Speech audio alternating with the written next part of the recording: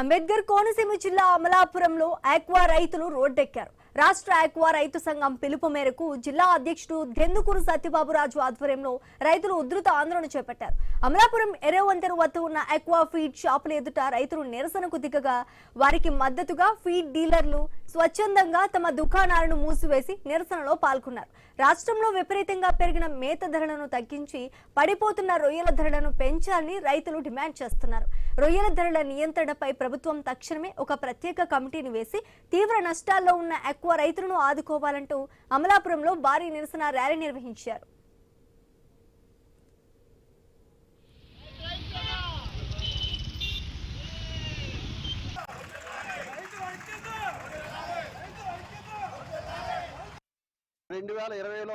అప్సడా చట్టం వచ్చినా ఈ రోజు వరకు దాని ఇంప్లిమెంటేషన్ లేకపోవడం వల్ల దానిలో లోటుపాట్లు కూడా తెలుస్తాయి.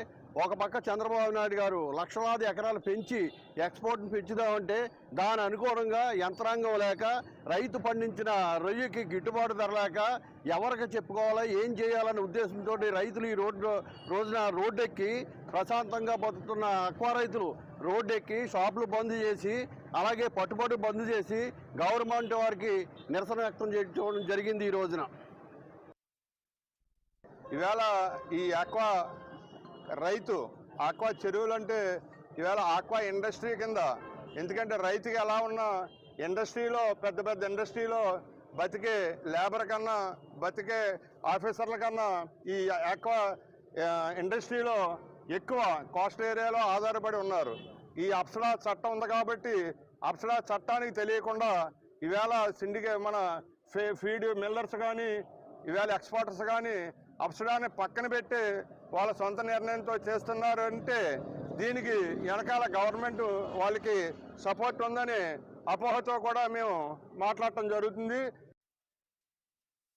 మరి ఈరోజు రాష్ట్ర వ్యాప్తంగా ఉన్నటువంటి ఆక్వా రైతులందరూ రాష్ట్ర ఆక్వా రైతు సంఘం పిలుపు మేరకు ఇవాళ స్వచ్ఛందంగా మరి ఫీడ్ షాపులు కానీ అలాగే రైతుల యొక్క పట్టుబడులు కానీ నిలిపివేయడం జరిగింది.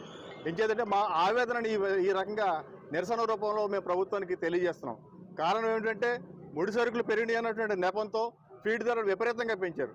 మరి అప్సడా చట్టం అన్నది సాక్షాత్తు గౌరవ ముఖ్యమంత్రి గారు అయినటువంటి నారా చంద్రబాబు నాయుడు గారి సమక్షంలో ఒక రేటు ఒప్పందానికి వచ్చి ఆ ఒప్పందాన్ని అమలు చేయని కారణంగా ఇవాళ మేము ఆక్వా రైతులందరూ కూడా రోడ్డెక్కి నిరసన వ్యక్తం చేస్తున్నాం.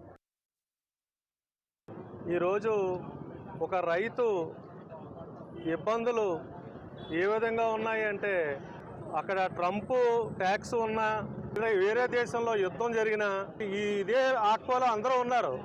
ఫీడ్ మిల్లర్స్ ఉన్నారు, ఎక్స్పోర్టర్స్ ఉన్నారు. కానీ ఏది